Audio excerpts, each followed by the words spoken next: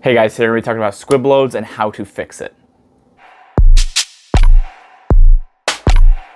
So if you haven't seen already, I had my first squib load the other day and I actually caught it on camera, which is pretty cool, which is good because I'm able to make a video and show people what it sounds like, what it looks like, and hopefully save somebody else from having a really bad problem with their gun and causing their gun a lot of damage and possibly damage to themselves. So hopefully I can help somebody along the way and just create a safer environment because it's not really something super easy to diagnose, and sometimes it's easy just to do a quick tap rack and go back at it and then have a really big problem on your hands. So I'll show you the video of that squib load right now if you haven't seen it, and then we'll talk about how to diagnose and fix the problem.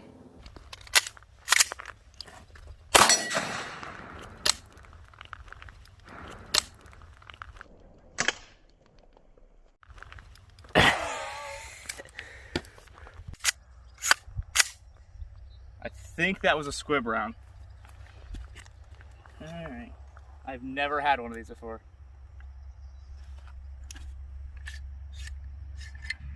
Oh, dang. Come here. Can you see in there? Oh, yeah. I've never had that happen. Maybe like you didn't shoot again.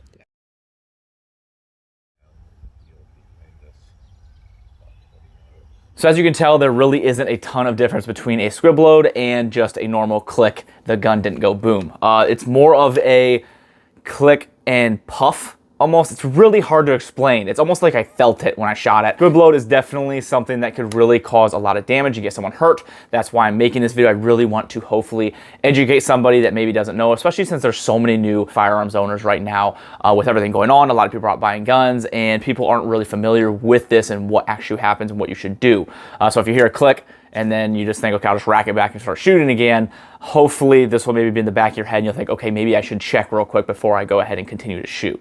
So what causes this? The biggest cause is going to be remanufactured ammo. This could happen on any ammo, but it's really common in reman ammo, and especially right now because these ammo companies are pumping out so much ammo, they're kind of slowing down on their quality control a little bit and they're lacking, so they're pumping out some maybe potentially bad ammo. Now, I'm not saying every company does this, but it is becoming a little more common because of this.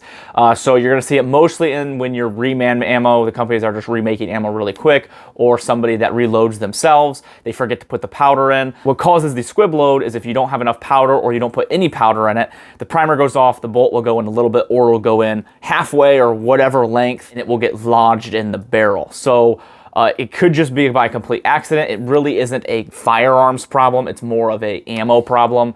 So you can't say like, oh, it's a cheap gun or you bought a bad gun. It's really just an ammo thing. And unfortunately, it can really happen to anybody. And it's not really any way for you to tell until it actually happens. There's really not a way to prevent it or catch it before it happens other than just being aware of the signs and what to look for and listen for. So where this becomes a really big problem is on new firearms owners and where people that train a lot like I do, it goes click. Your first instinct is to tap, rack, and then continue shooting. And that's where the problem is because the squib sounds a lot like just a simple malfunction that you tap, rack, and continue with, and that's where it's gonna cause that big problem. So knowing what to listen for is very important. And then the new firearms owners that where they're just shooting, they hear a click and their first instinct is, okay, I'll just rack another one and continue to shoot because that's what I was told to do. And then their gun blows up in their hands. So definitely something we need to educate people, so make sure you're sharing this with people that you know, sharing with new gun owners, basically just share it with anybody you can, just so people will be more familiar of what a squib load is. So I definitely want this to reach as many people as possible.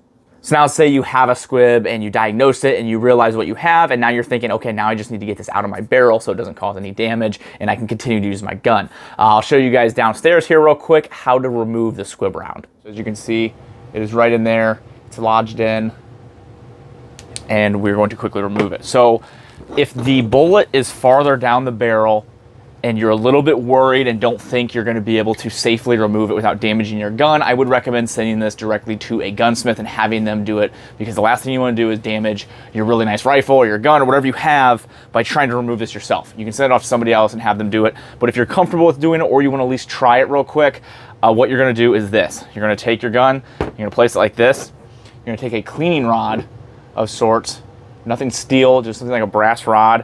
You're gonna put it down the barrel like that. So you're just gonna take this and you're gonna lightly tap it, which we'll do with the rubber side. Okay, so it's not coming out with a light tap, so you're gonna have to go a little bit harder here. There we go. So get it a little bit more oomph and that came out. So there you go. That is the squib round. As you can see, there's a little bit of damage on the front. That's just because of me hitting it with this. So let's pull this out, slide this back, and it's really that easy. Super simple process to remove one of these. I know a lot of people might be a little bit scared because, again, you don't want to ruin something like this. It's a really nice gun. You don't want to go in the barrel and start ruining things, but it's not going to hurt anything going backwards. And this one really wasn't that far in there, but for a closer look, there it is. So there you guys go. I really hope this video helps you out and helps to educate somebody that may not know about this. If you know somebody that's a new shooter, make sure you share this with them, or just somebody that you know is a buddy and that you guys shoot a lot with. Definitely let them see this and hear that noise so they know if you're at the range with a friend and you hear that, and maybe it's not your gun or maybe it's not you shooting, but you hear it, stop that person, check.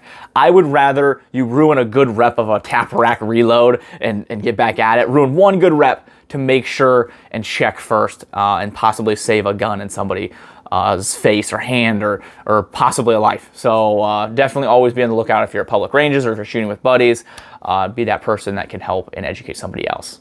So I appreciate you guys for watching. If you want to help out the channel and the things that I do here, there's a couple ways to do that. Down in the description, there are some discount codes from companies that I trust that you can use, along with a link to my website from there. There's links like Brownells, Air Precision, Premier Body Armor. Anything you purchase using those links does help out the channel a ton, and I appreciate that. If not, I just appreciate you guys being here, liking, sharing, and subscribing. Those things help as well. Another company that supports me is Howitzer. Love these guys. These are actually their plain shirts that I love. It's got the flag on the side here with the Howitzer. It's just a plain shirt. I like this because I can wear it with jeans or khakis, and it still looks really nice, or I can just wear it with shorts going out. I'm a big fan of these plain ones as well. So if you guys want to pick up some for yourself, go ahead and go to the link down in the description. They donate 5% of proceeds to charity. Another company is Tay Targets. Absolutely love this company and the things they stand for. Really good quality targets, along with just some really good guys. Pretty much the only targets I use at my range, and with the new range that I'm building, I'm going to be filling it with just their stuff. So greatly appreciate both of these companies and the things they do for my channel. If you guys haven't seen this gun, this is the AR-5K from Axis Manufacturing. Such a sweet little gun. It is a AR plus MP5K combination. Super slick gun. I mean, it really just speaks for itself. Look at the thing. Really cool gun, but I'm going to be doing an overview video for you guys so you guys can see a little bit more information about it and know exactly what this is. If you want to pick one up for yourself, they are selling them on their website. And it was nice that I was able to have that squib load. Did not blow this thing up, which was good because I would have been so sad because this thing is an absolutely beautiful gun that they created. So glad that we were able to catch that and prevent that from happening. But definitely check them out if you guys haven't. Thank you guys so much for everything you do. I appreciate you guys being here, watching my videos. I really appreciate the support, guys. It means a ton to me. I usually don't like to count following or subscribers, but I'm almost at 20,000, which is really cool because I never thought the YouTube channel would ever kind of grow to where that is. So the support is awesome, and I appreciate you guys commenting and ask questions. If you have any questions about the squib loads, feel free to ask, and I will try to answer any questions I can. If I don't know the answer, I will find somebody that does and try to help you out as much as possible. Once again, thank you guys so much.